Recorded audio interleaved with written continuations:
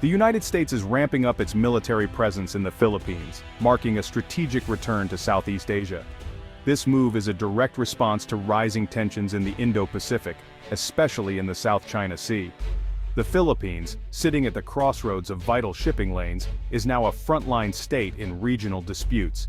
The U.S. sees Manila as a crucial partner for maintaining a free and open Indo-Pacific. Instead of building massive new bases, the U.S. is gaining access to existing Philippine military sites for joint training and rapid response. This modern alliance respects Philippine sovereignty while boosting mutual defense. The focus is on interoperability, ensuring both nations can act together swiftly in crises. The world is witnessing renewed great power competition, and the Philippines is a key piece in this puzzle. After years of fluctuating relations, current realities have brought Washington and Manila closer. This partnership sends a clear message: the U.S. is committed to its allies and to regional stability. The renewed presence is not just about military might, but about upholding international law and shared values. By strengthening ties, both nations aim to deter aggression and secure peace. The U.S. is repositioning its forces globally, and the Philippines is central to this strategy.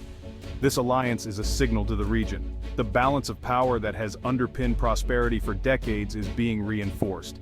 The Indo-Pacific's future hinges on these renewed commitments. The U.S. and the Philippines are adapting to new challenges together. Their cooperation is shaping the security landscape for the next generation. Subic Bay, once a symbol of American power, is regaining strategic importance. For nearly a century, it hosted one of the largest U.S. naval bases, supporting operations from World War II to Vietnam. After the U.S. left in 1992, Subic transformed into a commercial hub, but its military value never faded. Today, its deepwater harbor offers unmatched access to the South China Sea's flashpoints. American ships are returning, and the Philippine Navy is basing new warships there. Subic's revival isn't about recreating the past, but adapting to new threats. Regular U.S. access, even on a rotational basis, boosts the alliance's defensive posture.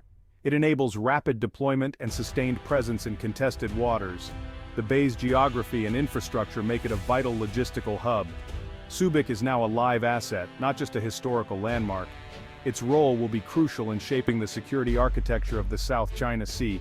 Geography and history are converging to dictate the future. Subic Bay stands ready for the challenges ahead. China's sweeping claims in the South China Sea have fueled regional tensions. Beijing's island building and militarization threaten the sovereignty of neighbors like the Philippines. Chinese vessels routinely harass Filipino fishermen and block resupply missions. These gray zone tactics, aggressive but just short of war, aim to assert control without open conflict. An international tribunal ruled in 2016 that these waters belong to the Philippines, but China ignores the verdict. The pressure is constant, challenging livelihoods and national sovereignty. China's actions have pushed the Philippines closer to the U.S., reviving old alliances. The struggle is about more than territory. It's a contest over the regional order. The stakes, a rules-based system versus dominance by a single power. The outcome will shape Asia's future. The Enhanced Defense Cooperation Agreement, or EDCA, is the backbone of the U.S.-Philippine Security Partnership. Signed in 2014, EDCA allows U.S. forces rotational access to Philippine bases, without permanent American bases. The sites remain under Philippine control, respecting sovereignty while enabling joint operations. EDCA's goals: improve interoperability, modernize Philippine defenses, and enable rapid disaster response. Pre-positioned U.S. assets can deliver crucial aid after typhoons or earthquakes. The number of EDCA sites has grown, covering key locations near Taiwan and the South China Sea. This geographic spread allows flexible, rapid responses to multiple threats. The agreement faced political hurdles, but strategic realities prevailed. Under President Marcos Jr., EDCA has expanded and is now central to national security. It's a pragmatic, modern approach, adapting an old alliance to new challenges. EDCA is not just about military power, it's about resilience and readiness. The partnership is evolving to meet the demands of the 21st century. Together, the U.S. and the Philippines are building a stronger, smarter alliance. The Balikatan exercises are the living symbol of U.S.-Philippine military cooperation. Held annually, these drills have grown to include complex scenarios, maritime security, amphibious landings, and live fire exercises. The goal: seamless interoperability between U.S. and Philippine forces. Troops train side by side, sharing tactics and learning to operate each other's equipment. This year, Filipino soldiers fired javelin missiles, while U.S. Marines stormed beaches with their counterparts. Balikatan sends a powerful message of deterrence to potential adversaries. The inclusion of partners like Australia and Japan broadens the alliance's reach. Beyond combat, the exercises build trust and personal bonds among soldiers. Civic projects like building schools show the alliance's benefits to local communities. Balikatan is more than a war game. It's a comprehensive effort to strengthen the alliance at every level. It turns shared values into real-world capability. The U.S. focus on the Philippines is part of a broader Indo-Pacific strategy. The goal: keep the region free, open, and resistant to coercion. The U.S. is modernizing alliances with Japan, South Korea, Australia, Thailand, and the Philippines. Deeper military cooperation and intelligence sharing are at the core. The hub-and-spoke system is evolving. Washington now encourages allies to connect with each other. New partnerships are emerging, like the Quad, U.S., Japan, Australia, India, and AUKUS, Australia, UK, US. These groupings add layers to regional security, making it harder for any one power to dominate. The web of alliances creates collective deterrence. An attack on one is a challenge to all. Integrated deterrence combines military, diplomatic, and economic tools. The U.S. presence in the Philippines strengthens the front line of regional disputes. It provides a platform for crisis response and power projection. The message: the U.S. and its partners are united for a free and open Indo-Pacific.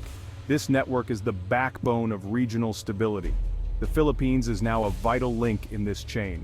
Together, these alliances shape the future of the region. ASEAN is caught between U.S. China rivalry, striving to remain neutral. China's assertiveness in the South China Sea is testing ASEAN's unity. Divisions within the bloc, some states align with China, others push back, have paralyzed strong action.